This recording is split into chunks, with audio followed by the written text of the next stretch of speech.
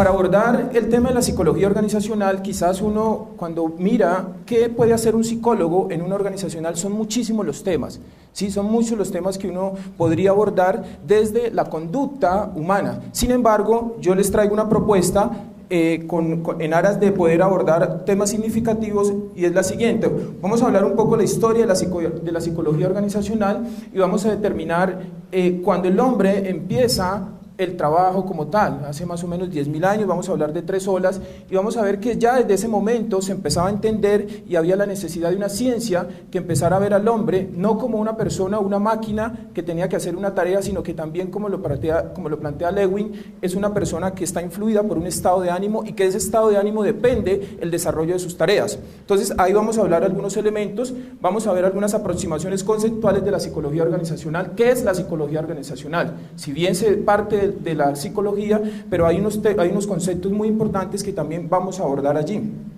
Reclutamiento, entrevista y selección de empleados, contrato psicológico. Quizás en muchas empresas el psicólogo organizacional tiene una injerencia y una participación directa en todos estos procesos de contratación, selección, reclutamiento, inducción, capacitación, y vamos a ver que de alguna manera también es un campo bastante prometedor. Motivación del empleado es otro tema. Si bien hoy en día ya no se puede hablar únicamente que el empleado se motiva en la organización por el tema del dinero, pensaríamos que hay otras cosas también fundamentales que mueven a los empleados en las organizaciones y que no únicamente es el dinero. Algunas organizaciones, algunos patronos lo ven como que únicamente es el dinero lo que motiva.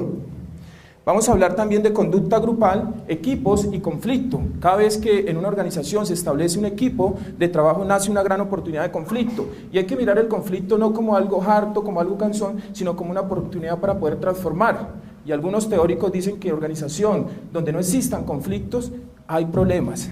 Ya plantean esa connotación y uno dice, oiga, sí, lo que pasa es que el conflicto también hay que mirarlo como esa oportunidad para poder transformar diferentes situaciones que se presentan en la organización. Vamos a revisar un poco todo lo que tiene que ver con clima laboral, ¿sí? Entendiendo el clima laboral como las percepciones que tiene el individuo acerca de todos los procesos que se generan en la organización.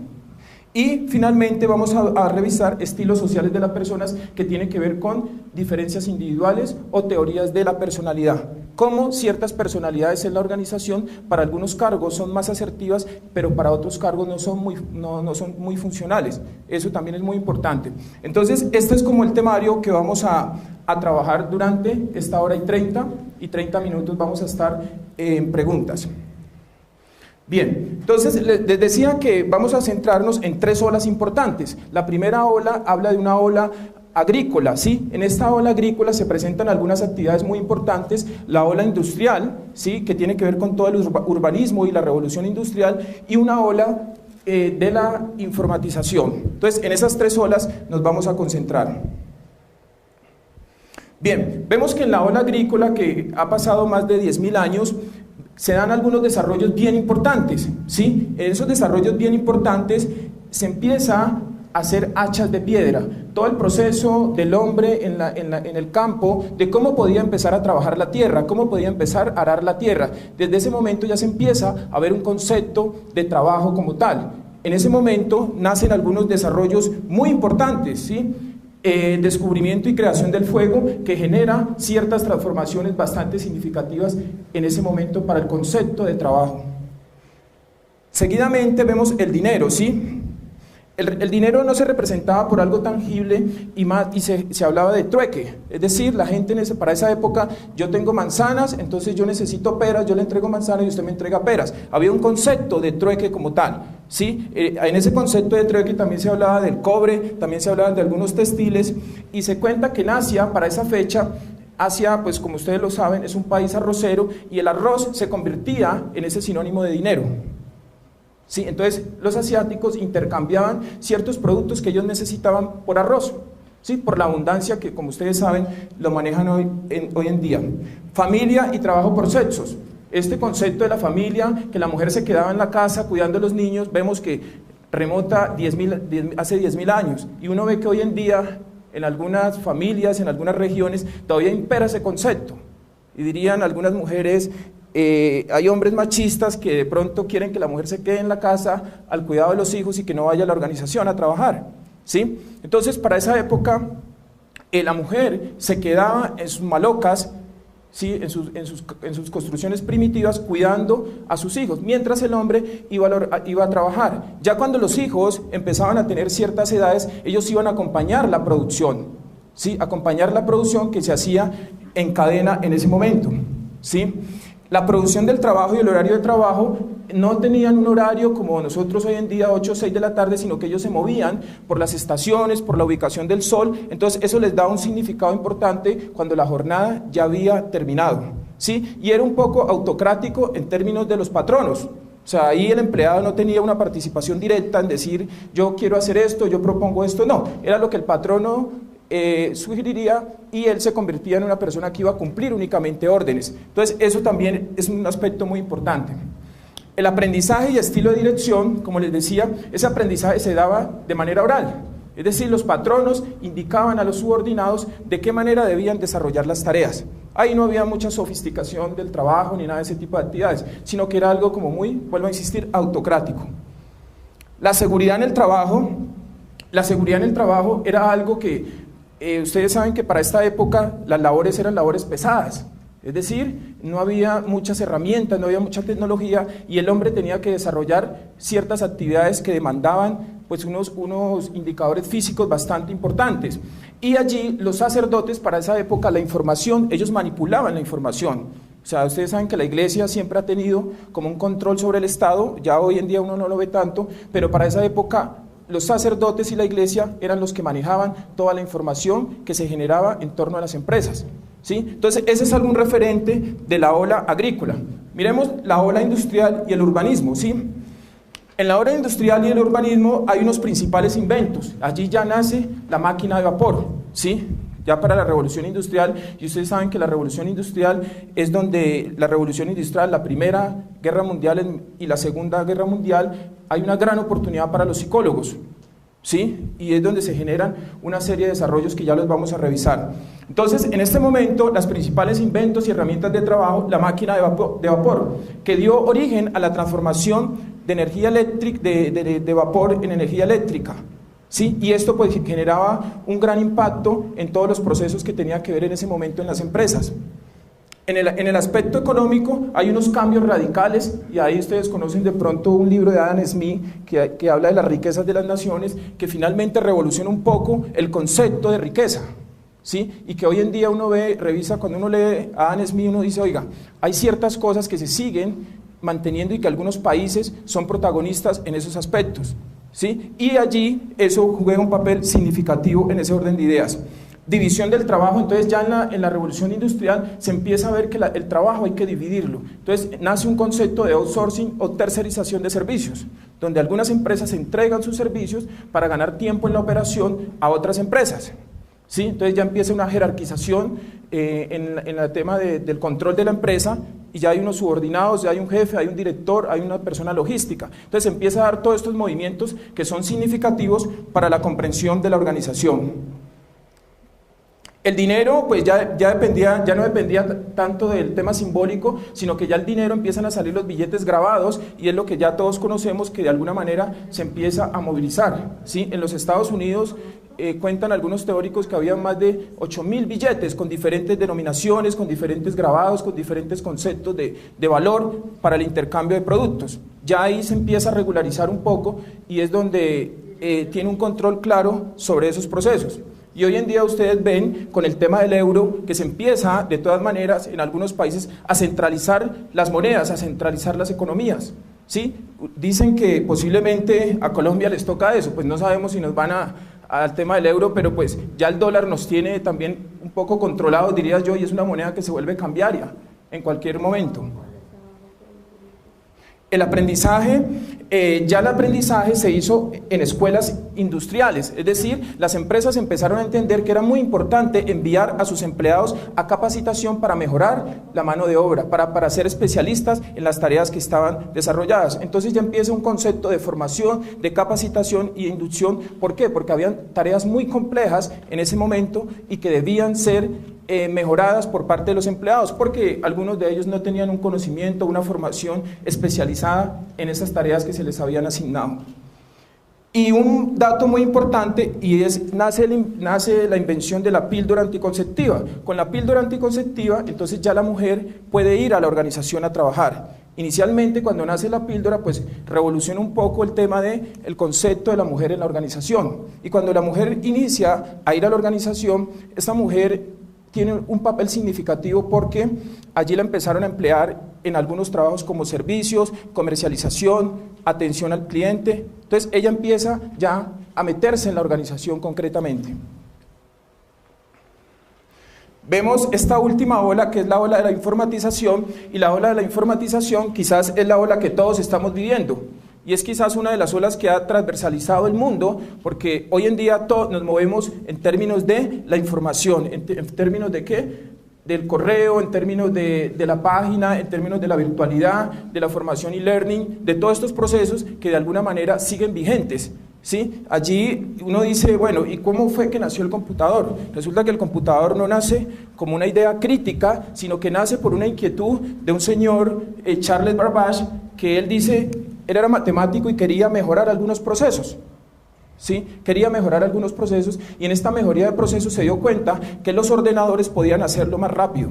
Y en ese momento nace una idea, y ya después vienen otros señores, entre ellos Steve Jobs y compañía, y sacan el primer ordenador. Entonces esa es como una mirada muy rápida, y ahí pasan 3 generaciones, 4 generaciones para que se dé esos momentos, ¿sí? Entonces ya en la 4ª y 5ª generación, la familia, el concepto de familia se empieza a desligar, y es lo que hoy nosotros vivimos en día, ¿sí? Entonces insiste, uno ve el padre que por Skype está hablando con su hijo, uno ve la señora que por teléfono llama a su casa, y todo este tema de la informática empieza a generar un papel bien importante en esos procesos. Bien, entonces miremos ya ahora sí la historia de la psicología organizacional un poco. Lo que les contaba era para que ustedes tuvieran en cuenta cómo el concepto de trabajo no es un concepto que de alguna manera viene y nace ahorita, ¿no? Sino que desde ya había una serie de situaciones, desde hace 10.000 años había una serie de situaciones que estaban invitando al hombre, al individuo, a que debía analizar ciertos conceptos, ciertas intervenciones del empleado en algunas tareas específicas. Este señor Walter D. Scott es el que da o genera las bases inicialmente para la psicología organizacional. Él estaba muy interesado en por qué la psicología se podía aplicar a la publicidad. Y hoy en día ustedes saben que esa es una rama también muy importante, psicología del consumidor. ¿Sí? Cómo los seres humanos generan ciertas conductas hacia ciertas marcas específicas. Y esas marcas hacen que, como dice Pavlov y Skinner, que uno esté palanqueando y uno siempre compre esta marca y no otras marcas. Y allí se empiezan unos desarrollos bien importantes. Entonces, inicialmente este señor Scott ve la psicología aplicada a la publicidad. Y esa psicología de la publicidad, después, en la Primera Guerra Mundial, ahí fue donde inicialmente un grupo de psicólogos estaban muy inquietos en poder seleccionar algunos soldados para que pudieran cumplir algunas tareas muy específicas. En esta selección de soldados, ellos se dieron cuenta que podían aplicar un instrumento, ¿sí? Y ese instrumento inicialmente tenía varias funcionalidades. Una de ellas era medir si los reclutas o las personas que iban a prestar el servicio sabían leer.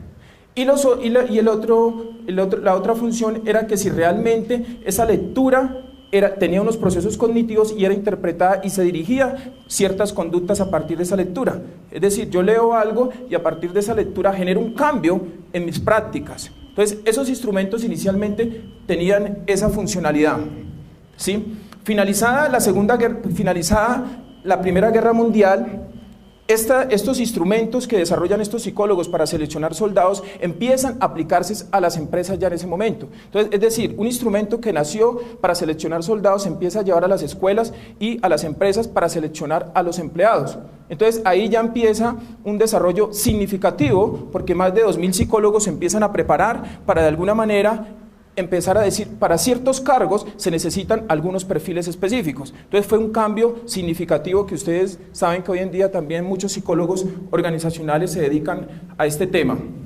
El señor Elton Mayo, de la Escuela de las Relaciones Humanas, en 1925 hace un trabajo bien interesante.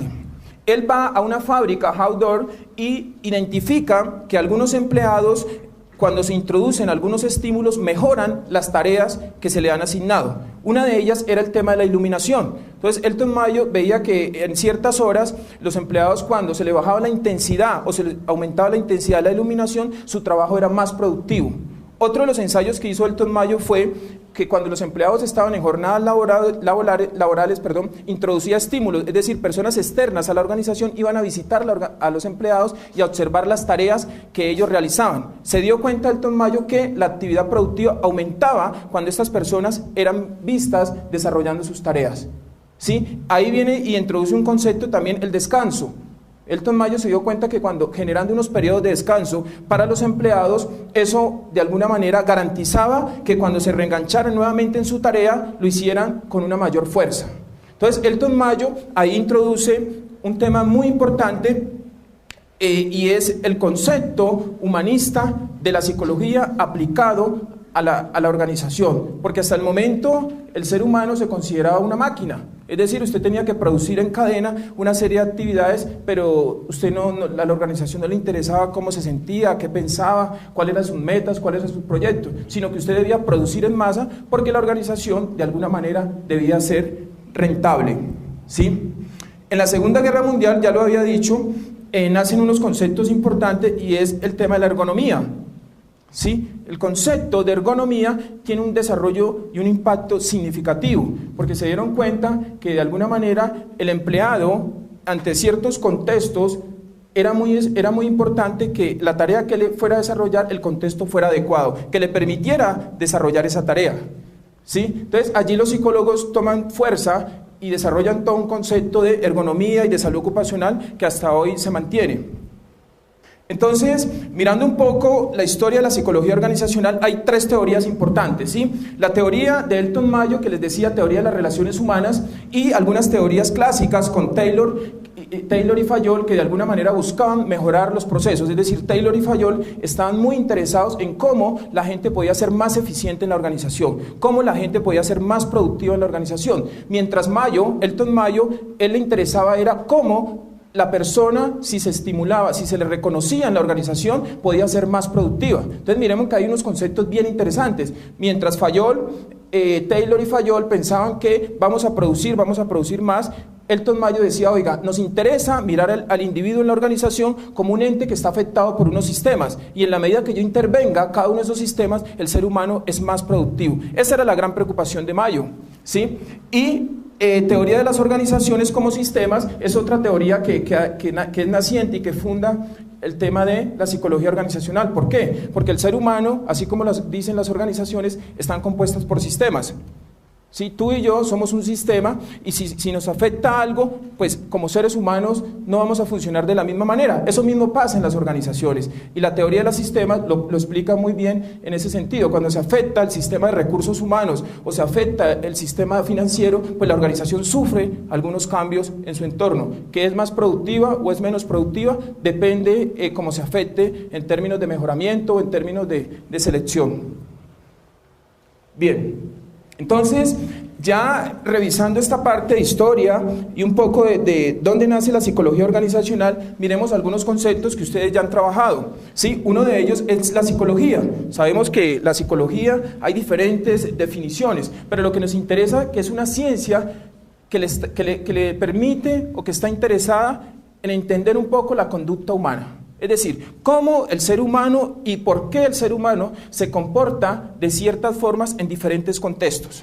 Eso lo dice Pavlov, lo dicen diferentes autores de diferente forma, pero lo interesante es eso. ¿Por qué el ser humano se comporta en contextos diferentes de diferentes formas? Y no hay una transversalidad en su comportamiento. Sí, esa es una gran preocupación de la psicología. Y que diría uno, no llegamos a establecer una verdad absoluta. Llegamos a establecer aproximaciones, llegamos a predecir la conducta. Sí, aquí ningún psicólogo puede decir, yo tengo la verdad sobre este sujeto, no. Posiblemente vamos a hacer una aproximación a la conducta, al comportamiento. Porque si fuera cierto, estas empresas que seleccionan empleados, garantizarían que ese empleado que es seleccionado va a cumplir las metas. Y uno observa que hoy en día los empleados pasan por outsourcing, que seleccionan y llegan allá y demoran un mes. ¿Qué pasó? No cumplió con los objetivos y pasó con una serie de pruebas, una serie de procesos y no cumplió con los estándares de la organización. Entonces, en ese orden de ideas, la psicología organizacional lo que busca es predecir esa conducta dentro de la organización para que el ser humano sea más productivo. ¿Sí? Entendiéndolo no como la máquina que les decía inicialmente, sino como esa persona que está afectada por unos sistemas también.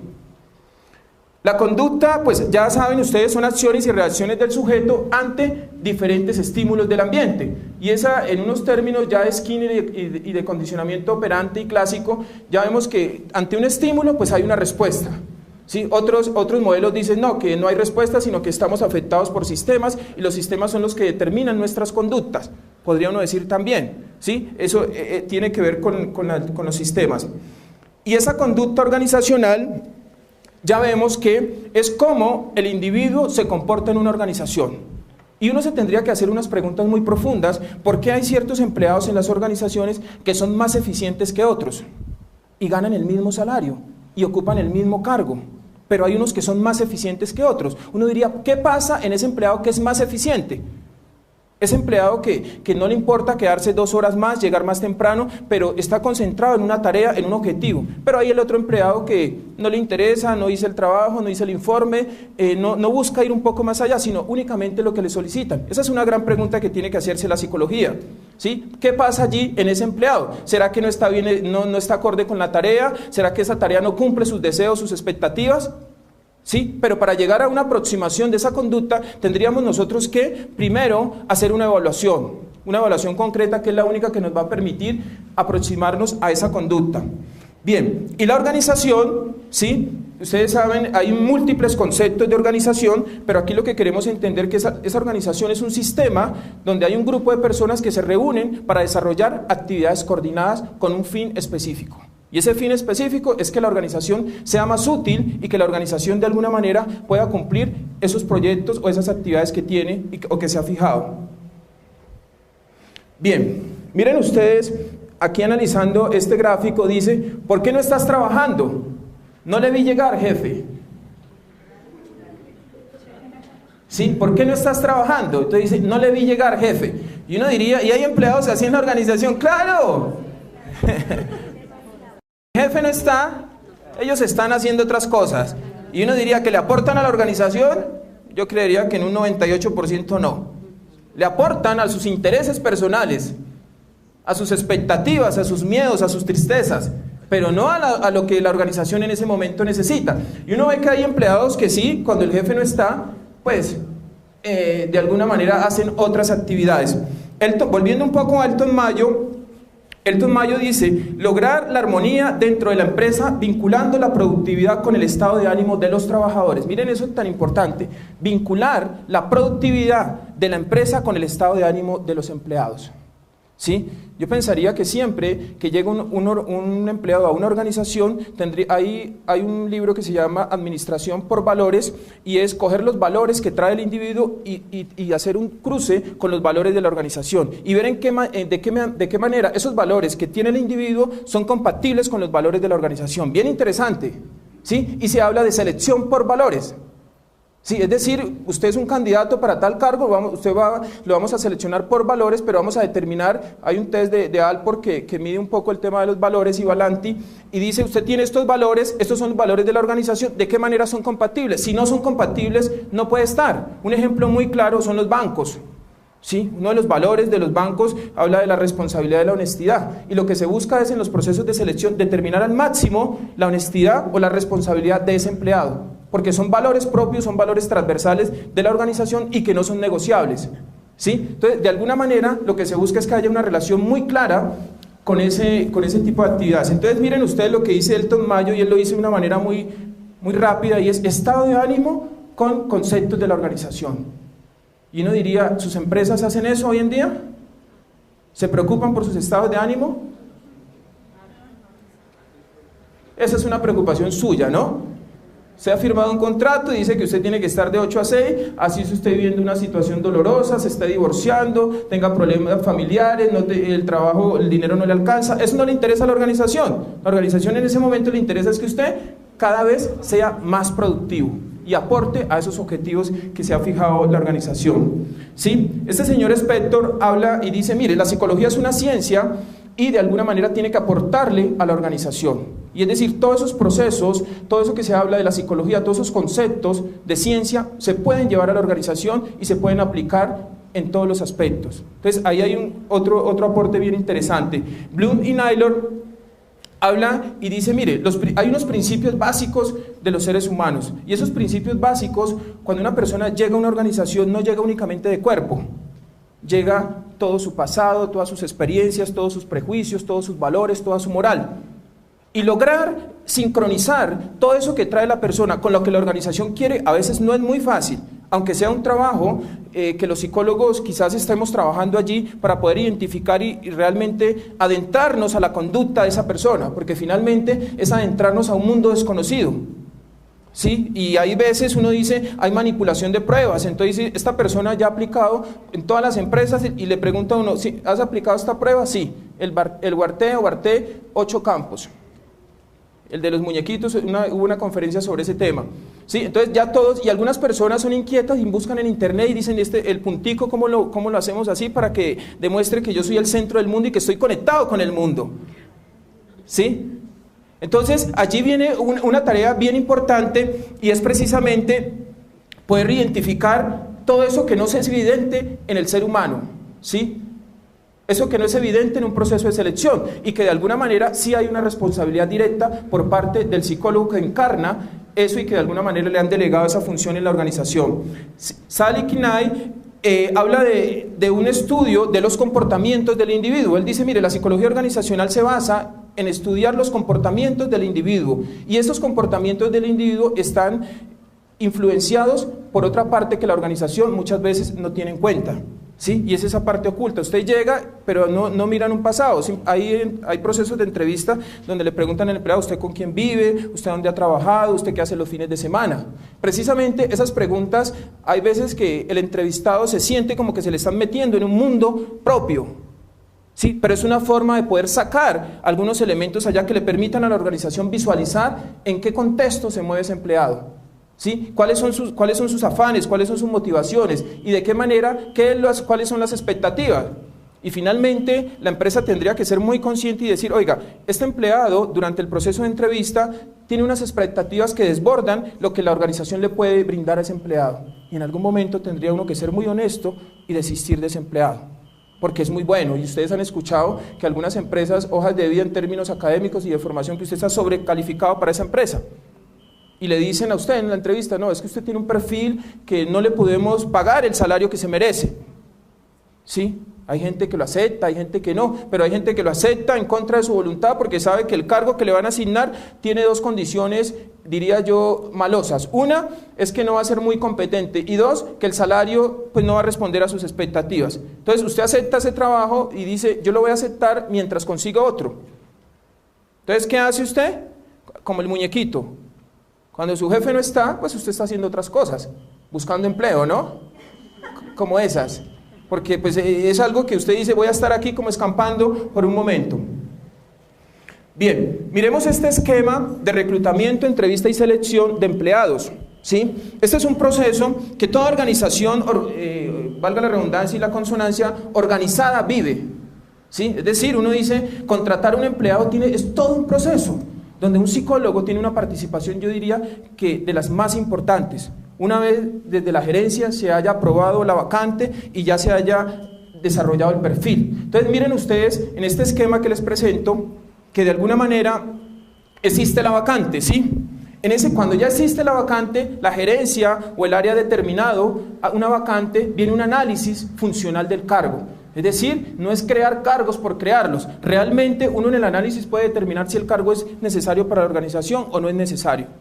¿Sí? Porque hay veces se genera, sí, necesitamos un asistente, necesitamos un coordinador, pero realmente uno ve que las funciones que puede desarrollar esa persona no van a ser muy significativas y que pueden ser entregadas a otras áreas. Y yo diría, si son entregadas a otras áreas, ahí es donde empieza a imperar el tema del concepto de plan de carrera. Es decir, yo entrego eso, pero esta persona está sumando puntos para de alguna manera más adelante ir escalando a otros cargos. En algunas empresas organizadas que tienen diseñados los planes de carrera. Otras empresas es algo por influencias, por amistad, por contagio, más no por excelencia laboral. Difusión de la vacante.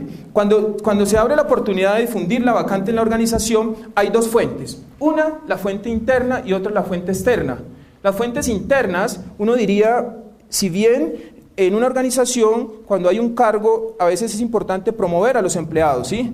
Es importante promover a los empleados, pero uno ve que estas promociones ya están viciadas, están, como se dice, manipuladas, estimuladas, ¿sí? Y ya el que tiene la responsabilidad de promoción, él ya sabe a quién va a promover. Así el candidato cumpla con todas las credenciales. Lo ve uno en el Estado, que es un poco más complejo, porque en el Estado también estas promociones, pero a veces también se manipulan. Entonces imagínense en una organización privada, pues esa manipulación va a ser más fácil.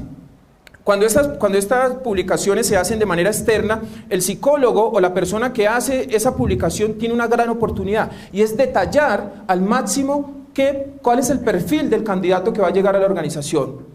Y uno encuentra, miren ustedes, sobre todo en el Estado y en algunas empresas de petróleos, uno encuentra, los perfiles son muy exigentes. Allí ya empieza a surgir un filtro, es decir, si usted no maneja inglés, pues no puede participar en esa convocatoria. Si usted no está certificado en tal norma, usted no puede participar en esa convocatoria. ¿Eso qué le permite a la empresa? Que los pocos que lleguen tengan un mínimo de ese perfil. Es decir, usted hizo el curso, tiene la capacitación, pero no ha ejercido de manera práctica, pero ya tiene el curso porque la empresa de alguna manera le necesita que usted esté certificado, y el tema práctico, pues ya la empresa le da esa oportunidad. Entonces miren ustedes que son dos aspectos bien importantes: esa difusión de la vacante, fuentes externas y fuentes internas, ¿sí? Esos estudios de solicitudes a veces se publican también en carteleras en la organización, sí, con ciertos parámetros o hay empresas que tienen intranet, intraweb, y allí hacen todas esas promociones, o recursos humanos se encarga, bajo una ficha técnica que tiene de cada empleado. Ese es el ideal también, hay algunas empresas que lo manejan, una ficha técnica del empleado, de cómo este empleado ha venido avanzando durante varios años, en términos de competencias, en términos de productividad y en términos de formación. Es decir, se ha venido formando en algunos estudios que hacen que su tarea sea cada vez más eficiente. Una vez ya tengamos esas solicitudes, hay una información a los aspirantes. Es decir, a mí me llegan unas hojas de vida y yo empiezo a filtrar, ¿sí? Yo empiezo a filtrar si las hojas de vida que me han llegado cumplen con todos los requisitos, porque no siempre cuando se publica una oferta, las hojas de vida que llegan cumplen el 100% con los perfiles. Tú y yo hemos enviado alguna hoja de vida a alguna empresa y uno dice, voy a enviarla a ver si me llaman, pero uno sabe que no tiene o que le falta algo. A veces lo llaman, a veces no lo llaman. Pero lo que se espera es que si la empresa necesita que ese perfil sea bien estricto, pues si al candidato le falta un requisito, con eso ya no sería permitido, no sería avalado para continuar con el proceso, ¿sí? Aplicación de pruebas. Miren que en esta aplicación de pruebas tenemos una gran responsabilidad. Ya creo que ustedes han revisado y han visto el tema. Y cuando hablo de una gran responsabilidad, es el contexto en el cual usted le está aplicando esa prueba a ese individuo. Hay pruebas que ya el mercado las tiene viciadas y que ustedes mismos están cansados de aplicar. Un psicólogo con una mirada organizacional y con una mirada de poder incidir en la organización tendría que empezar a documentarse sobre ciertas pruebas que no sean las mismas que siempre aplicamos. 16PF, WARTE, el test del árbol, el test de la figura humana. Quizás o algunas pruebas muy técnicas que desarrollan las organizaciones. Hay organizaciones de corte mundial que ya tienen unas pruebas estandarizadas y dicen, para nosotros, el empleado que quiera trabajar, se le aplica esta prueba. Y uno ve que el mercado no tiene ese tipo de pruebas, porque son pruebas específicas para ciertas tareas, para poder determinar las competencias, las habilidades y el desarrollo del pensamiento del individuo a corto y largo plazo en esa tarea que se le va a contratar. ¿Sí? Entonces, en esa aplicación de pruebas vienen aspectos básicos como los siguientes. Si usted mira el contexto donde el sujeto va a aplicar esa prueba, los estímulos, ya lo veíamos, los estímulos del ambiente inciden en el desempeño de esa prueba como tal. Es decir, la luminosidad, el ruido, el contexto mismo y los factores higiénicos que habla Hesberg de la empresa también inciden allí para el desempeño o no desempeño de esa prueba. Entonces, ahí ya tiene una gran injerencia. Y la organización, si te contrata a ti como psicólogo organizacional, va a entender que tú tienes un conocimiento en el manejo de pruebas. Y en ese conocimiento que supuestamente la organización está atribuyendo, yo tengo que ser responsable. Y esa responsabilidad, ¿hasta dónde llega? Esa responsabilidad tiene que desbordar mi conocimiento, es decir, ser inquieto en qué instrumentos realmente miden las competencias que necesita el empleado en esa organización. Y no aplicarle la pruebita que todo el mundo le aplica y que de alguna manera es la más rápida porque el sistema me entrega los resultados. Y después se la entrego a otra persona y le hace una lectura y encuentra ya algo y dice, no, este empleado no sirve, y eso se convierte en run run de pasillo. ¿Sí? Entonces sí existe una gran responsabilidad en poder determinar qué instrumentos van a evaluar, van a predecir, ¿sí?, las competencias del empleado para el cargo que se ha visualizado. Entonces allí ustedes tienen una gran responsabilidad. La entrevista, indudablemente. La entrevista, uno habla de entrevistas estructuradas, habla de entrevistas semiestructuradas y quizás hay ciertos cargos y para mi concepto todo cargo se debe desarrollar bajo una entrevista estructurada. Es decir, eso no puede ser una relación de cómo le ha ido y usted qué piensa, cómo conoció la organización, no. Hay ciertas preguntas dinamizadoras que me logran determinar si el empleado puede adaptarse al cargo o puede formarse para ese cargo. Un cargo que exija que trabajo bajo presión y la persona sea muy sensible o emocionalmente sea muy frágil, pues esa persona no sirve para ese cargo. Posiblemente es muy buena para otro cargo, pero para ese cargo no sirve. ¿Eso que me lo da? La aplicación de pruebas y un poco la entrevista. Entonces, el psicólogo organizacional tendría que hacer su esquema antes de la entrevista. Es decir, si bien yo he leído la hoja de vida del candidato, pero yo también ya tengo unas preguntas que me indican a ir a ahondar en una serie de información, con otra información que ya le han dado, confirmación de referencias, ya sea laborales, ya sea de trabajo que desarrollaba ya puntualmente. Porque si bien usted coloca una referencia en su hoja de vida, esa referencia no puede ser únicamente, ayer yo trabajé allá, no, hay que llamar allá, qué actividad desarrollaba y cuál es la mirada, cuál es su percepción frente a ese empleado. ¿Sí? Cuando él estaba allí en esa organización. Entonces, eso se convierten en insumos para el entrevistador, para el psicólogo que está desarrollando esa entrevista, para hacer un barrido en ese empleado. Y naturalmente que en esa entrevista hay unas preguntas muy fuertes, es decir, un tema siempre es aconsejable preguntar algo de familia, algo de su actividad laboral, algo de sus expectativas, algo de sus sueños, de su formación y cuáles son sus proyectos a corto, mediano y largo plazo. Concreto. Eso le determinaría a uno una perspectiva en términos de mirar si ese empleado, la empresa le puede garantizar o augurar un futuro. Si no, pues yo pensaría que en la entrevista misma hay que empezar, como se los decía anteriormente, a mirar si el empleador, esa no es la organización o no es el cargo en el cual él se pueda desarrollar. El examen médico, pues ustedes ya saben, esto pues muchas empresas ya tienen contratado o ya tienen la EPS, o la aseguradora y entonces remiten a los estudiantes y a los empleados, porque pues también van estudiantes a las empresas a que se hagan la valoración allá e internamente se envían los resultados. ¿Sí? Una vez una estudiante me preguntaba, Pablo, y si yo estoy embarazada, claro, ya la corte dice, a usted no lo pueden desistir de una empresa si usted está embarazado. ¿Sí? Si la mujer está embarazada no le pueden decir a la empresa, no la vamos a aceptar, pero la empresa le dice, hágase un examen de sangre. Y ese es un cruce de una información interna y hay veces eso lo sacan por otro lado, pero no es legal que la rechacen a usted porque usted está en estado de embarazo. Pero algunas empresas tienen otra forma, ¿no?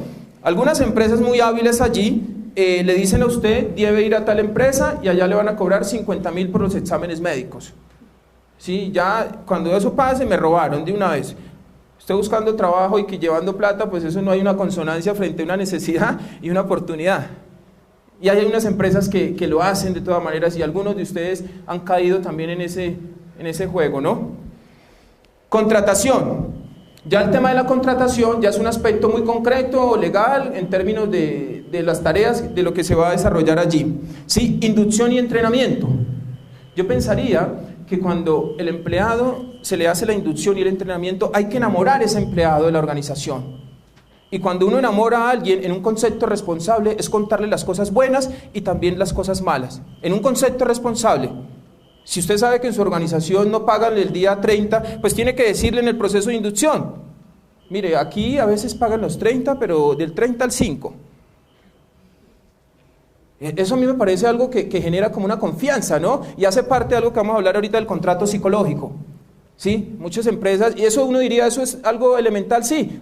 A la gente le gusta saber cuándo realmente me van a pagar, si son puntuales o no. Y es una pregunta que ya en inducción pues no es mal hacerla ni nada de eso. Pero en ese proceso de inducción, vuelvo a insistir, usted si tiene la oportunidad tiene que enamorar a ese empleado de la organización. Y en ese proceso de enamoramiento es que él vibre por las cosas, por los retos, por los proyectos que tiene la organización. Y eso no es una tarea fácil, porque en los procesos de inducción, por lo general las compañías tienen muchas dificultades. Y siempre lo que busca la persona que está capacitando, vender la mejor cara. ¿Y qué pasa después? El empleado se da cuenta que ese proceso de inducción era totalmente diferente. Entonces la gran pregunta es, ¿por qué no le hablamos de las cosas buenas que tiene la organización y le hacemos unas advertencias? Que la empresa tiene estos procesos que no son muy buenos, pero que está trabajando en mejorarlos. Ahí todavía él puede desistir si ya firmó contrato, pero pues él dice ya no, realmente no quiero continuar con la empresa. Pero me parece que eso es una forma sana de poder ser honesto con ese empleado y más que sana, responsable, ¿sí?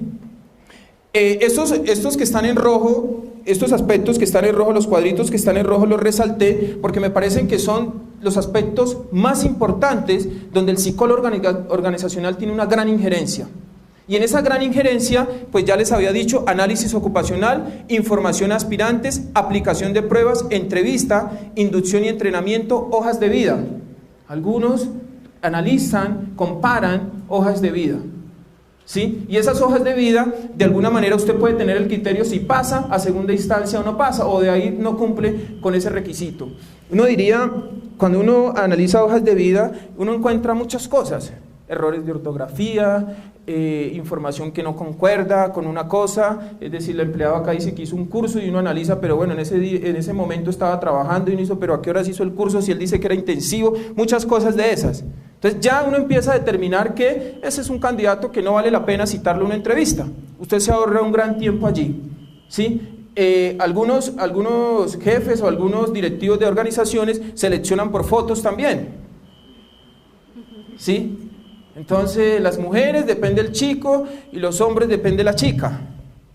Y crean, a veces se hacen esos procesos de selección por ese lado. Alguna vez me preguntaban, Pablo, ¿y es aconsejable colocar foto o no colocar foto? Hay algunas empresas que en sus procesos de selección o en sus avisos dicen con foto reciente. Ya eso lo determina usted. O sea, aquí no estoy diciendo que es bueno o es malo, no, pero ese criterio lo determina usted si la envía con foto o no con foto, ¿sí? Entonces, en esos aspectos que están en rojo, usted tiene una gran incidencia como psicólogo, perfil del cargo, una oportunidad bien interesante cuando usted tiene esa capacidad de generar ese perfil para ese cargo y poder determinar, oiga, esta persona necesitamos que tenga estas competencias, estas habilidades y que tenga esta capacidad específica. Algo bien interesante cuando usted está allí y puede incidir sobre eso. Hay veces lo hacen los administradores, los ingenieros industriales, pero a los psicólogos también le dan participación allí para poder determinar el alcance de ese cargo, ¿sí? Y manual de funciones, ¿sí? Manual de funciones, pues si bien hay un tema legal, sí, hay un tema contractual, sin embargo, hay algunos aspectos que sí se pueden decidir desde recursos humanos. Entonces, este panorama que yo les presento, si bien es una de las tareas sustantivas de recursos humanos, pero el psicólogo organizacional tiene una gran injerencia allí, una gran oportunidad de poder trabajar allí en eso. La gran pregunta es, ¿cómo yo hago que mi empresa crea en lo que yo presento, en los diagnósticos, en las iniciativas, en las propuestas? Pues usted tendría que ser inquieto por esto y romper un poco el esquema de lo que maneja el mercado normal, y es las mismas pruebas, ya los decía, los mismos formatos, donde publica ofertas, ¿sí? Hay modelos bien interesantes y las empresas dicen, mire, nosotros únicamente buscamos estudiantes de tal universidad o de tales asociaciones. Allá nos envían las hojas de vida y nuestros trabajadores los seleccionamos a partir de esas asociaciones. Otras dicen, tenemos en cuenta las asociaciones, tenemos en cuenta la promoción de empleados cuando hay planes de carrera internos y tenemos en cuenta los referidos, ¿sí? Que por lo general, miren ustedes los casos cercanos en las organizaciones, la mayor número de contratación se hace a partir de referidos, más que en oferta pública. Es decir, ella genera confianza en la organización y ella va a llamar a una persona que es amiga, que trabajó un tiempo con ella, que la embarró, sí, pero ya se va y pues se consigue otra y se corrobora que no funcionó. Pero se maneja de alguna manera desde ese punto de vista.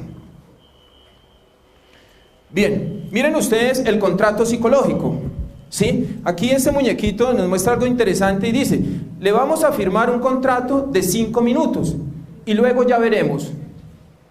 ¿Sí? ¿Qué tal eso? Entonces uno diría, ¿y cómo será el pago ahí? Pues no sería muy alentador. Bien, contrato psicológico. Si bien existe un contrato que la organización ya ha determinado, y es ese contrato que tú y yo conocemos y que hemos firmado y que está en una letra bien pequeña y que habla de la ley 10 de acoso laboral y que habla que tú tienes que llegar a una hora y que tienes que irte a otra hora. Eso ya lo conocemos, ¿ok?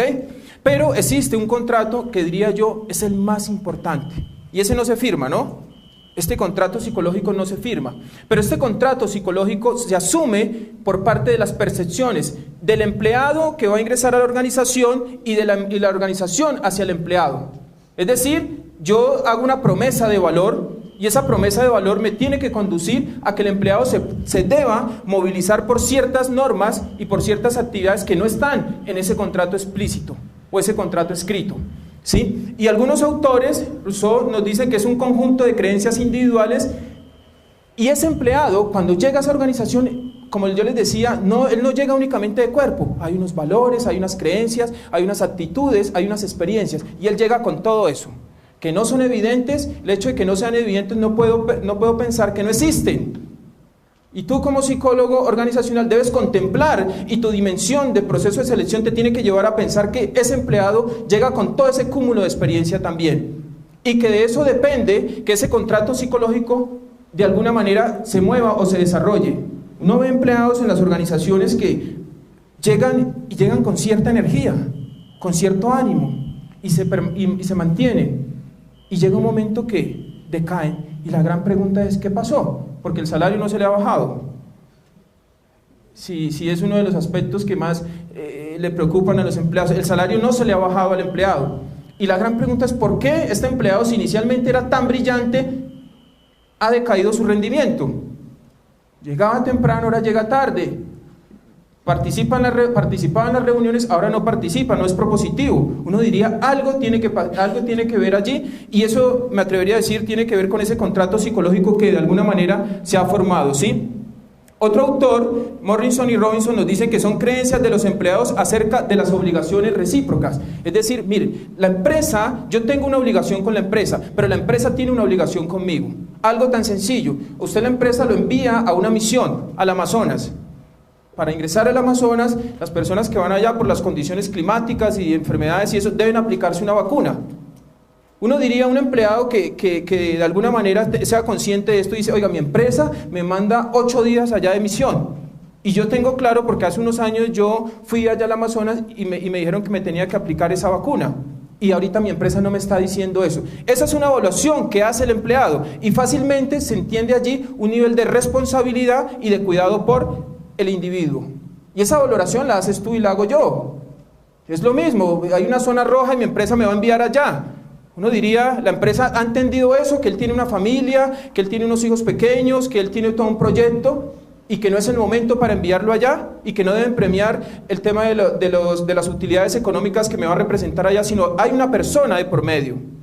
¿Sí? Entonces ese contrato psicológico, como su nombre lo indica, es una valoración que hace el individuo respecto a lo que yo le tengo que dar a la empresa y lo que la empresa me tiene que dar a mí. Yo les citaba un ejemplo ahorita y es el tema del salario. Mi empresa me paga puntual, mi empresa me reconoce las horas extras, porque cuando yo entré allá en la inducción y en la firma del contrato decía que me iban a pagar las horas extras, pero ahorita me están diciendo que llegue más tarde. Eso es un contrato psicológico, que finalmente yo no se lo puedo dibujar al empleado, que esta es una empresa amable, que aquí tenemos en cuenta las opiniones, que las decisiones son tomadas deliberadamente, que aquí no funciona un modelo autocrático. A veces eso se dice en los procesos de contratación, los procesos de selección, y cuando el empleado llega ya se da cuenta que es un tema normativo, que el jefe es el que impone las normas allá. Entonces a eso le llamamos contrato psicológico. ¿Qué pasa cuando el empleado confirma? Ya vamos a ver las etapas del contrato. ¿Qué pasa cuando el empleado confirma eso? Pues el empleado a nivel motivacional baja su rendimiento, porque él dice, me vendieron una cosa y ahora me están dando otra cosa. ¿Eso será honesto? Me parece que no. Y va en contra de la productividad, de la eficiencia del trabajador. En esas tareas que se le han asignado, sí, es menos productivo. ¿Sí? Uno podría hacer un análisis de los tiempos sin vacuos o tiempos muertos de un empleado en una organización de 8 de la mañana a 6 de la tarde. Ese sería un análisis bien interesante, es decir, el empleado llega a las 8 de la mañana, prende su computador, ¿qué hace de 8 a 10? ¿Sí? ¿Y qué hace en las horas siguientes? Y de esas horas, ¿qué tiempo realmente le dedicó a la empresa? Y que todas las tareas que haya desarrollado conduzcan a unos objetivos de la organización. Uno se daría cuenta que más del 40% del tiempo no está dedicado a lo que la organización necesita, sino a otras actividades de carácter personal. Y ya ven ustedes que en algunas organizaciones todo este tema de las redes sociales son suspendidas, ¿sí? Y el tema de los tiempos, en las empresas de contact center, ustedes saben que funciona muy bien eso. Es decir, usted tiene 15 minutos para tomarse un café, porque ya tiene que recibir turno y tiene que estar allí con la diadema contestando con el libreto. Y sale a tal hora y lo recogemos, ingresa a tal hora. Uno diría, el proceso de tiempos sin vacuos o tiempos muertos es mínimo. En otras empresas, como trabajan bajo otros modelos, quizás los tiempos son mayores. Y uno tendría que pensar que esa no es una tarea del psicólogo organizacional, no. Tú y yo como empleados, si en algún momento en nuestra empresa vemos que los tiempos sin vacuos superan el 50%, pues hay una gran oportunidad de poder renunciar. Porque no está siendo eficiente. ¿Sí? Y esa organización, como no es eterna, como tú no vas a estar allí eterno, ¿qué pasa? El día de mañana llegas a otra organización y esta organización te exige y ya la organización es un problema para ti porque has generado un hábito. Tú has dicho, a mí en los trabajos que he tenido no me han exigido, yo siempre he sido así como suave, soy amigo de los jefes y no doy un rendimiento. ¿Sí? De alguna manera sí se convierte en un hábito, conductas repetitivas. Es decir, tú llegas temprano, eres propositivo, generas ciertos desarrollos, eso se va convirtiendo en un hábito. Pero si no pasa, también se convierte en un hábito en términos negativos para la organización. Entonces, en este modelo ya vemos que ese contrato psicológico tiene 3 ejes importantes: percepciones del empleado, expectativas del empleado frente a la organización y creencias. Esos 3 elementos configuran el contrato psicológico. ¿Sí? Esos 3 elementos configuran ese contrato psicológico del que hemos venido hablando. Bien, y aquí en las etapas, pues ya vemos que hay unas etapas o unas fases de formación del contrato psicológico. En ese proceso se da antes del empleo, ¿sí? Que es cuando yo les decía, el empleado llega con todo un conjunto de creencias personales, ¿sí? Luego pasa al proceso de reclutamiento y viene un intercambio de promesas. Es decir, en ese proceso de reclutamiento él dice, la empresa me dijo que yo voy a hacer esto, que me van a pagar esto, que voy a tener unas comisiones, que voy a viajar, todo ese tipo. Entonces es un intercambio de promesas, ¿sí? Y en la etapa de integración a la empresa continúa ese intercambio de promesas, pero viene algo interesante, se empiezan a confirmar o a desmentir esas promesas, ¿sí? Que se generan allí en la organización. Y esas experiencias posteriores, las que han pasado acá, se pueden reducir o se pueden aumentar. Es decir, el empleado puede decir, oiga, realmente esta organización me prometió algo y no está cumpliendo con mis expectativas. O esta organización me dijo que yo tenía la oportunidad de en 3 años estar en este cargo, pero ya que estoy aquí me doy cuenta que no es posible por tales y tales talanqueras.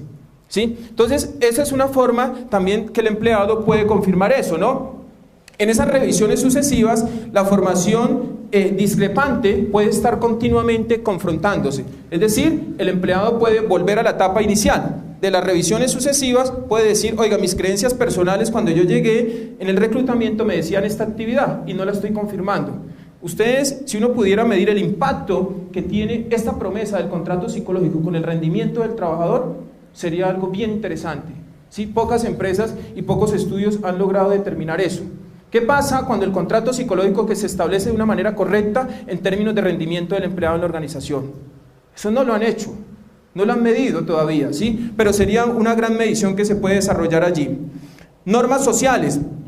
La empresa y el candidato evalúan sus señales mutuas, es decir, la empresa tiene unas normas que en algún momento no son negociables y que me atrevería a decir son impuestas. Es decir, este es el horario, estas son las condiciones, este es el salario y pues usted toma la decisión si lo toma o no lo toma. Sí, pero esa es la propuesta que le hace la organización. Entonces allí surge también una evaluación de elementos.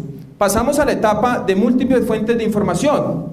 Claro, entonces el empleado ya después de que pasó ese reclutamiento empieza a hacer una red social en la organización. Entonces él se hace amigo de aquella persona que comparten algunas afinidades, algunos intereses o algunos temas, o que son compañeros del puesto de trabajo. Y empiezan a entender que muchas de las cosas que le comentaron en el reclutamiento, en el proceso de inducción, no son ciertas. Y que aquí esta persona es así, que este jefe es así, que esto se presenta de tal manera. Y eso te impacta, claro, porque él inconscientemente, diría Freud, modifica su comportamiento en algunas actividades que están desarrolladas para él. Entonces, miremos un tema de motivación. Si bien las teorías motivacionales, una gran preocupación de la psicología organizacional es el tema de la motivación del empleado en la organización. Y ahí las teorías motivacionales quizás nos generan una gran oportunidad para poder incidir en los empleados, ¿sí? Hay algunos autores, y ustedes ya lo han revisado, como Maslow, Hesberg, Brown, el mismo McKellan, que habla, y voy a referirme a Maslow dice, en esa pirámide dice, mire, el ser humano, cuando en la base de las necesidades básicas no son satisfechas, pues el empleado no está motivado en la organización. Y una gran pregunta que uno se tendría que hacer es, ¿un empleado con hambre funciona en la organización? No. ¿Un empleado sin vivienda, sin vestido, sin alimento funciona? No funciona. Entonces, estos teóricos nos dicen, mire, si usted logra determinar qué es lo que mueve a sus empleados en una organización y usted trabaja sobre esos elementos, usted puede lograr niveles de productividad. Y más que lograr niveles de productividad, es lograr niveles de satisfacción del empleado. ¿Sí? Lograr niveles de satisfacción del empleado en términos y que se van a revertir en desarrollo para él, para su familia y para la organización. Entonces, ahí varios autores nos plantean varios modelos de cómo podemos intervenir, ¿sí? McKellan dice, el ser humano se motiva por 3 elementos importantes. Uno, por el logro, es decir, cuando tú logras ciertas cosas en tu vida, tu conducta es más repetitiva, ¿sí? Es más repetitiva, es una la que habla McKellan. Otra habla de la afiliación, es decir, tú y yo tenemos que estar en contextos donde nos reconozcan como personas. Y cuando nos reconocen como personas, eso nos motiva. Porque ahí viene un tema de estima, ¿sí? Cuando a ti te valoran por lo que eres y te reconocen en los contextos sociales, ¿sí? Y el otro que habla McKellan es el de poder. Y dice, el ser humano, hay ciertos seres humanos que el control sobre ciertos procesos los motiva. Es decir, yo tengo el control sobre esto. Y eso los motiva a ellos en la organización. Entonces lo mismo podría plantear Brown, que habla sobre las expectativas, y él dice, hay personas que tienen metas y expectativas desafiantes. Cuando estas metas y estas expectativas son desafiantes y tú las interpretas y las conduces a tu conducta, pues las puedes llevar a tu trabajo, y más que a tu trabajo también a tu vida. Y miren este cuadro que nos habla Berta Madrigal, y nos dice, la motivación del empleado se genera por varias cosas, ¿sí? Inicialmente porque hay unas necesidades. Tú y yo tenemos una necesidad de conseguir un empleo, ¿sí? Hay unos deseos concretos. Hay unas tensiones, claro, hay unas tensiones porque yo no sé si la empresa voy a durar, me van a sacar, ya se va a vencer, va a llegar la fecha de vencimiento del contrato. ¿Sí? Hay unas acciones concretas, y esas acciones concretas tienen que ver con las responsabilidades que te han asignado en la organización, ¿sí? Y hay unas satisfacciones. Finalmente, uno diría, y es como sueñan muchos jefes, es que cuando ese empleado llegue a esa organización, llegue motivado, ¿sí? Llegue con una gran energía a cumplir sus tareas.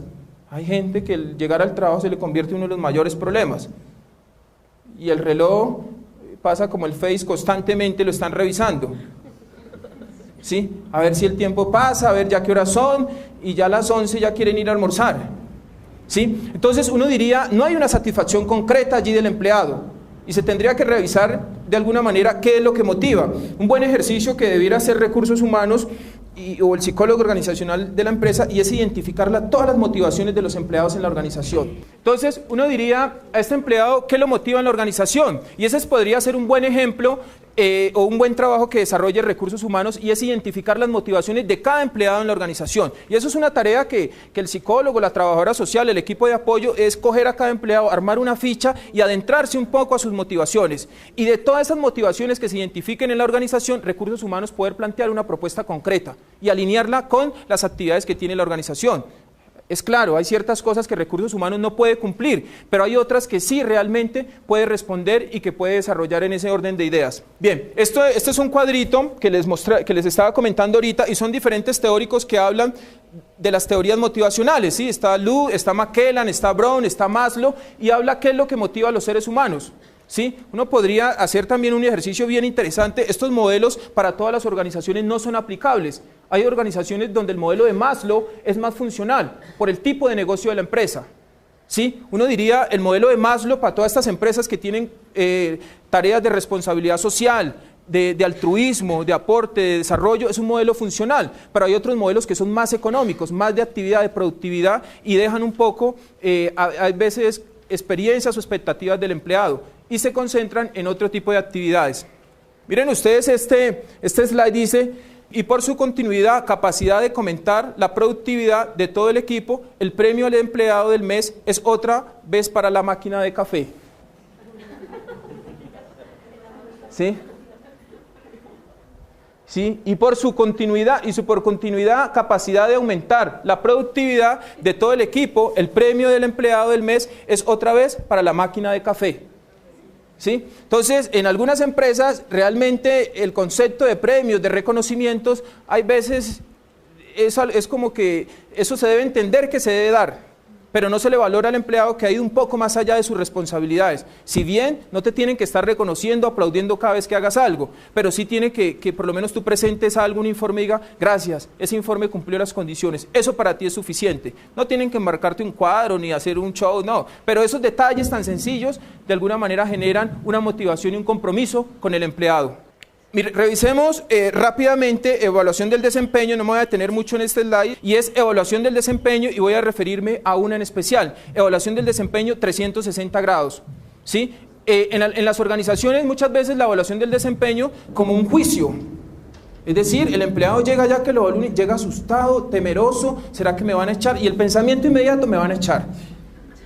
El concepto de la evaluación de desempeño 360 grados tendría que ser una conciliación, un diálogo respecto a cómo te has sentido, respecto a las responsabilidades que se le asignaron cuando firmó el contrato, respecto al tipo de reuniones y a los desarrollos y al aporte que él puede hacer al cargo. No puede ser un aspecto de miedo, de temor, ¿sí? Y esa evaluación 360, como lo indica este gráfico, es de la siguiente manera, es decir, a mí me evalúa mi jefe, me evalúa un colaborador, me evalúa un cliente y me evalúa un par.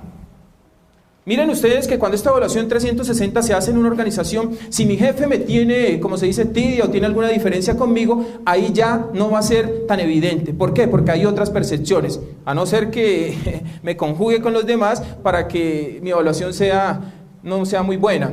Entonces, esa evaluación 360 nos lleva a que el empleado no lo evalúa únicamente como se hace en las organizaciones, se sienta el jefe con el empleado, usted cumplió o no cumplió, y llega ya usted temblando, me van a echar, me van a sacar. No, tiene que ser un tema de diálogo. Es decir, si llega el momento en decirle no has cumplido con las tareas, no has cumplido con las responsabilidades, hay que hacerlo. Pero no se puede generar ese temor o ese miedo, porque quizás es una gran oportunidad para que el empleado mejore a partir de esa evaluación 360. Y no la evaluación que se maneja en tu empresa y que la hacen a veces cuando ya se va a vencer el contrato a fin de año, y es una evaluación ahí para llenar un requisito más. Pero eso realmente recursos humanos no le da ninguna funcionalidad y se queda en otro papel más. Entonces, estas son algunas ventajas de la evaluación 360. Una de esas ventajas es que permite generar ciertas políticas para la organización, ¿sí? Permite desarrollar planes de capacitación, permite desarrollar planes de carrera en la organización, ¿sí? Permite ver al empleado de una manera más objetiva y no tan subjetiva si yo tengo alguna diferencia con ese empleado en la organización, ¿sí? Esas son como algunas de las más significativas, y ahí viene un tema de Total Quality Management, y es, si bien la organización tiene que estar generando planes de calidad constantemente, esos planes de calidad únicamente se pueden determinar en la medida que yo encuentre algunas falencias en la organización. ¿Sí? Si yo creo que es que esto, no, pero no es un creer, no es un sentimiento, no es una intuición, sino que hay unas comunicaciones latentes por parte de los empleados que se han determinado a partir de la evaluación del desempeño. Entonces no se convierte en un tema de pensamientos que yo creo, yo pienso, sino que hay una razón de fondo que me determina esa parte. Y aquí les presento un cuadrito que dice el rol del psicólogo organizacional con los resultados de la evaluación 360. Si bien esta evaluación 360 nos evidencia unos resultados, tú como psicólogo organizacional tendrías una gran tarea de poder actuar en todos estos ejes, ¿sí? Mejoramiento de esa evaluación del desempeño, seguridad, comunicación institucional, organización en el trabajo. Es decir, esa evaluación del desempeño tiene que responder por todos estos aspectos. Entonces, ahí viene una gran pregunta. ¿Tendría yo que elaborar una evaluación del desempeño que responda a estos criterios? Claro, porque es que esa evaluación del desempeño tiene que responder a unos estándares que cuando te contrataron te dijeron usted va a realizar estas y estas y estas actividades. Y allá en esa letra pequeña que dice y otras. ¿Sí? Y otras actividades. Entonces esas otras también tendrían que estar en este marco. ¿Sí? Entonces, si tenemos la oportunidad de poder incidir, aquí nace un gran campo de trabajo para el psicólogo organizacional y es decir, vea, respecto a estimulación moral y material del empleado en la organización, hay que desarrollar unos planes específicos porque en la evaluación que hicimos determinamos que la gente está desmotivada, porque no se le reconoce su trabajo y siempre se le está castigando cuando comete algún error. Grave. ¿Por qué? Porque cuando comete un error sí me castigan, pero cuando algo bueno no me llaman la atención, ni me felicitan, ni un correo electrónico, ni una tarjeta, ni nada de eso.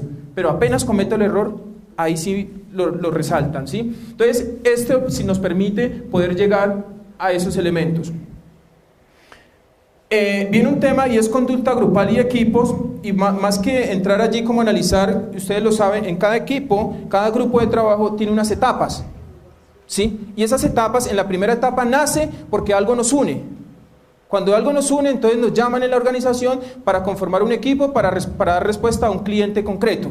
Yo pensaría que una tarea del psicólogo organizacional allí es poder identificar a nivel individual qué competencias, qué habilidades tienen los empleados para poder generar equipos de trabajo de manera estratégica.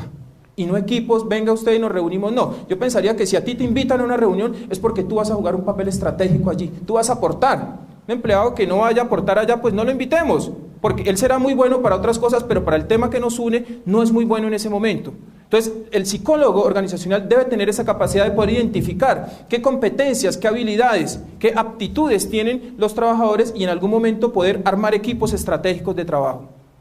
Yo pensaría que si eso se logra hacer, las empresas serían muy productivas en algunas áreas. Y el empleado también, porque te están reconociendo, te están diciendo, oiga, mi empresa valora que yo soy muy bueno en el tema de operaciones matemáticas, en el tema financiero, y por eso me llama para un proyecto que tenemos. Entonces te están de alguna manera reconociendo eso. A mí no me llama porque yo no soy, pero soy muy bueno para otras actividades. Entonces en los equipos de trabajo tienen algunas etapas y finalmente lo que se busca es que haya un desempeño, haya una satisfacción por parte del empleado y haya un desarrollo también. Estas son las etapas, en la situación previa, pues algo los une, hay una etapa de formación, hay una etapa de conflicto. Eso es bien interesante, cuando el conflicto se mira como una oportunidad para poder transformar. Yo les decía hace un rato, organización donde no haya conflicto, pues hay un problema, ¿sí? Porque el conflicto surge de esa discrepancia de personalidades que se generan en las organizaciones, porque todos no pensamos de la misma manera, y si todos pensáramos, pues la psicología dentro de la organización no tendría un espacio bien claro, porque finalmente esas diferencias individuales, esos caracteres, ¿sí? Eso es lo que hace que la psicología organizacional tenga un gran apoyo allí. El conflicto organizacional, ya les decía, pues aquí básicamente lo que les muestro es conflicto organizacional y aspectos psicológicos que se generan desde un conflicto. Es decir, cuando un empleado sufre un conflicto en su organización o está pasando por una situación que amenaza sus intereses, que amenaza eso que llama Maslow, sus necesidades básicas, que es el alimento, el vestido, su familia, pues obviamente a nivel cognitivo hay una serie de tendencias a desmejorar, a sentirse vulnerado, a sentirse desmotivado, depresivo, y eso incide en sus tareas, claro. Entonces, esos empleados que a veces uno ve en la organización así como tristes, a veces también el recursos humanos o el psicólogo debe preguntar, ¿qué te pasa? Te hemos visto de tal manera, ¿cómo te podemos ayudar? Y no verlo, no, ese es problema de él, si está triste, pues que ya estará contento. ¿Sí? Algo pasa en esos empleados, y que eso es algo de camaradería, no, eso es algo que realmente ejerce un papel importante en los empleados en la organización. Quizás estos conflictos y estas dificultades se generan cuando en la organización se plantean objetivos y esos objetivos no son bien claros. Es decir, hay una técnica muy buena y es el parafraseo y la respuesta de confirmación cuando uno le da una sugerencia a un empleado y uno le puede preguntar, ¿qué me has entendido? Y uno a veces se da cuenta que el empleado no había entendido el mensaje que uno le quería dar. Y es una oportunidad para poder, no es esto, sino es esto que te estoy indicando. Porque a veces nosotros damos una sugerencia, damos una orden y creemos que la persona o el equipo lo ha entendido. Y hay gente que le da pena preguntar. Y no pregunta y actúa bajo eso que interpretó, bajo eso que entendió, ¿sí? Entonces, hay una sugerencia, es que en los equipos de trabajo se puedan de alguna manera plantear las normas bien claras y preguntar qué se ha entendido a cada uno de los participantes, ¿sí? Miren esta diapositiva. Coma más pollo.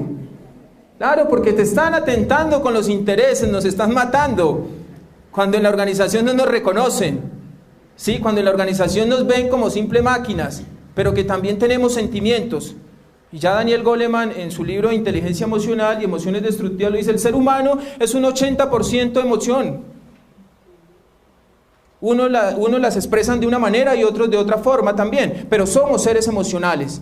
Y cuando uno identifica qué es lo que mueve al empleado, hay gente que uno dice, esta persona es rígida y esto no, es que es tímido. Su sistema emocional lo ha afrontado de otra manera. Y allí hay algo bien interesante que la organización debe interpretar.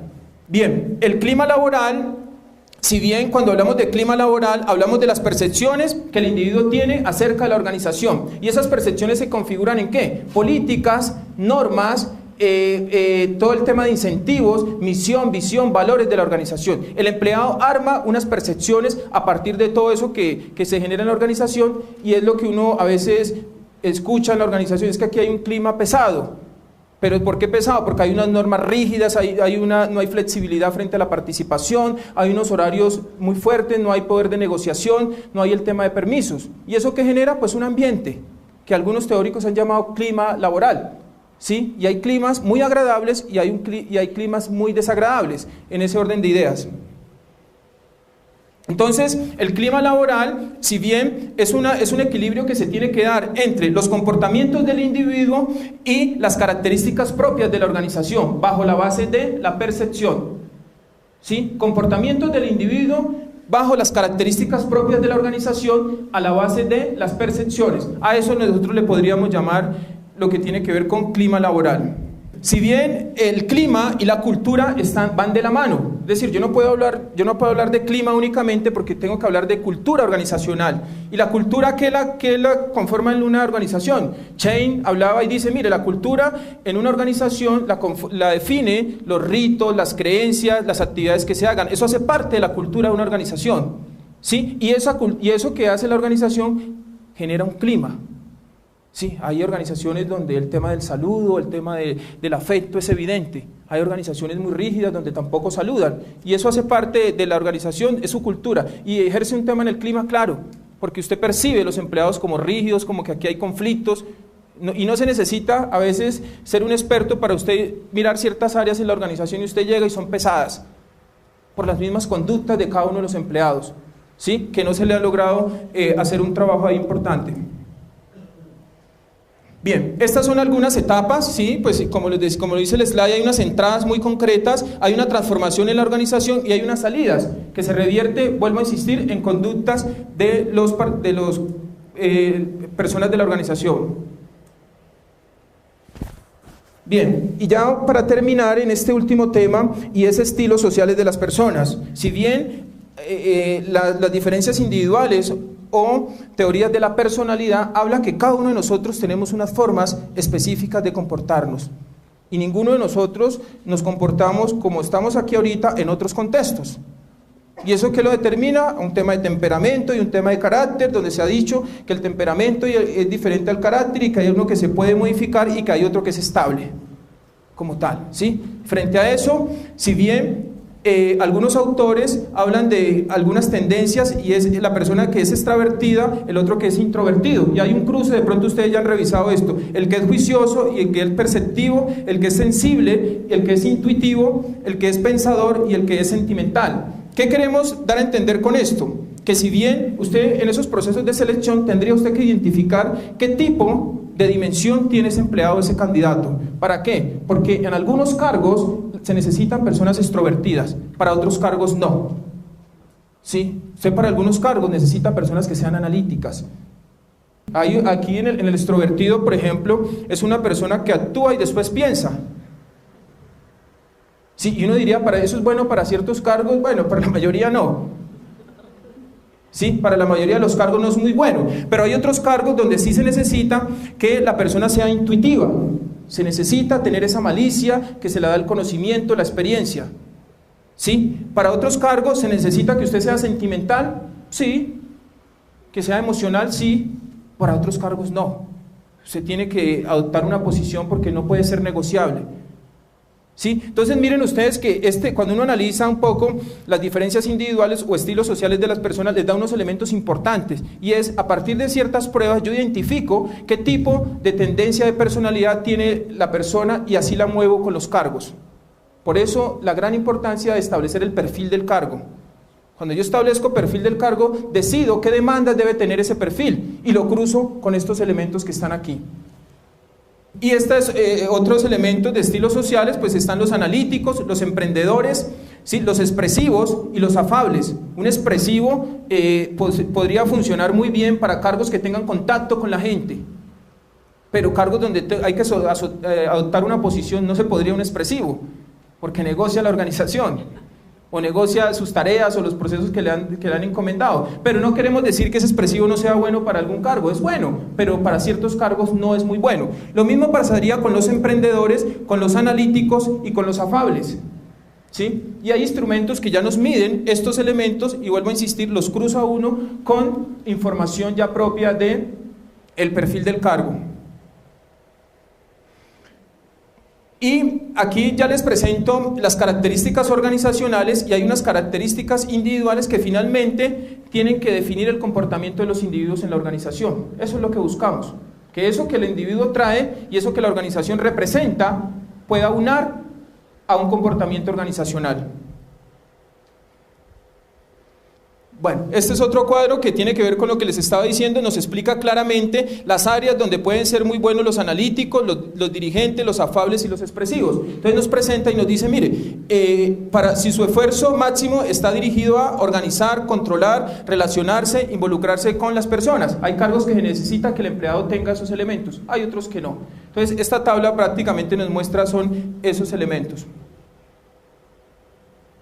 Bien, y ya para terminar, uno viendo todos estos temas así muy rápido, porque cada tema de esto uno se podría gastar unos 40 minutos en trabajarlo, y es, ¿cuál es el papel del psicólogo en la psicología organizacional? ¿Seguir haciendo lo mismo o generar propuestas novedosas? ¿Sí? Y el gran problema de recursos humanos y del psicólogo organizacional es que siempre está haciendo actividades, fiestas, festines, y esto no le apunta a los objetivos de la organización. Es decir, si la fiesta de fin de año vale 30, 20, 10 millones de pesos, uno le puede mostrar a la alta gerencia que la felicidad de esos empleados van a aportar a los resultados que la organización ha fijado, pero hay que fijar unos indicadores. El gran problema es que a veces el tema de la psicología organizacional se vuelven temas que como no son tangibles, no se pueden medir, entonces no son importantes para la organización. Y el gran reto que tenemos como psicólogos es poder determinar a la gerencia en que todas las actividades que se hacen, en que la motivación yo la puedo cruzar en términos económicos para la compañía. Un empleado motivado, ¿cuánto le produce a la compañía sobre sus responsabilidades que se le han fijado? Yo puedo determinar eso, y esa es una tarea del psicólogo organizacional. Identificar cómo hago más felices a los empleados, ya habla Magnin Manfred en teoría de desarrollo a escala humana, cómo los empleados se pueden desarrollar, que el desarrollo no es de los objetos, sino de las personas como tal.